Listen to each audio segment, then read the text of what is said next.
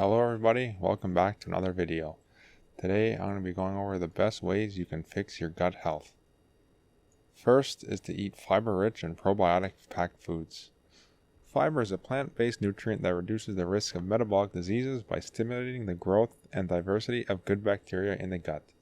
Research suggests that sweet potatoes, spinach, beets, carrots, and fennel are full of naturally gut-enhancing fiber. Besides fruits and vegetables, whole grains are a rich source of fiber as well. Fermented foods such as yogurt, kimchi, sauerkraut, and kombucha are also prized for their gut-boosting abilities, thanks to the presence of their probiotics.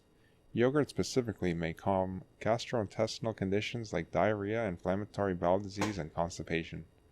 One study found people who eat yogurt regularly have more lactobacilli, a gut-benefiting bacteria, in their intestines, as well as fewer bad bacteria, which is linked with inflammation. The second way is to consider a supplement.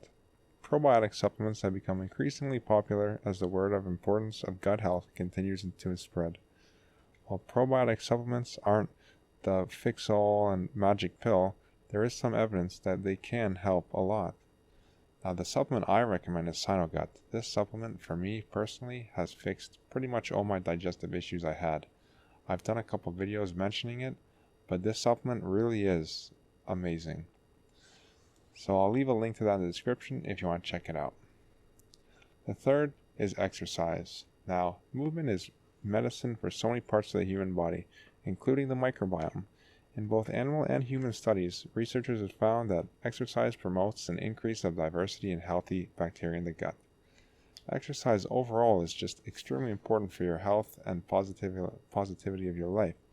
So I recommend always staying active at least a few times a week, whether that be going to the gym, walking, just anything. Just stay active.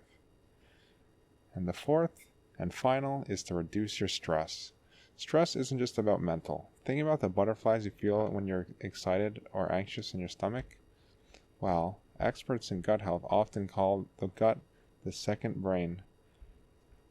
While we don't know everything about their relationship, we do know that they're intimately connected.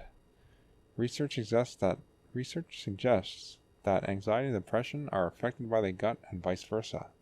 They can increase the risk of IBS, and people with IBS are more likely to experience mental health disorders. It's a negative feedback loop. So try to reduce your stress levels because that is affecting your gut biome and your gut health in general. So I hope this video helped you out. Try to avoid these things and fix and do what I said, and it should lead to some positive impacts. Hope you enjoyed and hope it helped you out. I'll see you in the next video. Goodbye.